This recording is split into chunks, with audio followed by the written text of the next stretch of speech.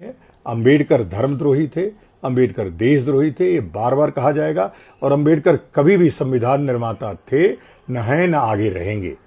आने वाला समय अंबेडकरवाद की समाप्ति का है और उसके लिए ही हमारा जन्म हुआ। लिबर्टी, इक्वालिटी, फ्रैटर्निटी, ये जिन्होंने संविधान बनाया उनमें जो प्रमुख थे डॉक्टर अंबेडकर, वो कहते हैं कि ये प्रिंसिपल्स मैंने फ्रेंच रिवॉल्यूशन से नहीं लिए।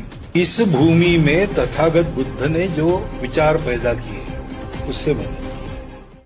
आज जिनकी जयंती है, डॉक्टर बाबा साहब आम्बेडकर साहब, वो कहते थे, स्वातंत्र्य, समता, बंधुता यह तत्वत्रयी मैंने फ्रांसीसी राज्य क्रांति से नहीं ली है, उसको मैंने भगवान बुद्ध के विचार में भारत के मिट्टी में पाया है। दुनिया का यह अनुभव है और आज दुनिया फिर से इस अनुभव से जूझ रही है, उस पर मात करना चाह रही है कि जहां स्वातंत्र्य आता, वो ये मैं कह रहा हूं आज की दुनिया के बारे में। उन्होंने कहा कि दुनिया का ये अनुभव है कि स्वातंत्र्य प्राप्त करने गए तो समता नष्ट होती है और समता लाने जाएंगे तो स्वतंत्रता का संकोच करना पड़ता है। स्वातंत्र्य और समता एक साथ लानी है तो तीसरा तत्व अनिवार्य है, वो है बंधुभाव। लिबर्टी, इक्वालिटी एक साथ आनी है तो फ्रैटर्निटी आवश्यक है और बंधुभाव ही धर्म है। भारत धर्मप्राण देश है।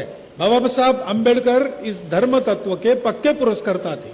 उनका काम क्या था? समाज से जड़ मूल से विषमता को उखाड़ देना। संघ अगर एक स्टार्टर है तो बाबा साहब का काम भी एक स्टार्टर था।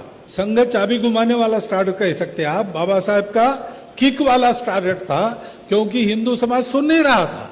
इसलिए हिंदू समाज को इस विषमता से बाहर लाने के लिए उन्होंने अपना पूरा जीवन व्यतीत किया, दीक्षा परिवर्तन भी किया, क्योंकि उनकी प्रामाणिक इच्छा ये थी, भारत देश अच्छा बनना है तो भारत देश के सारे आपत्तियों के मूल में ये जो विषमता है, असमानता है, एक दूसरे के प्रति प्रेम की कमी है, ये सब कारण है, उसको उखाड़ना चाहिए। वो भुक्तभोगी थे।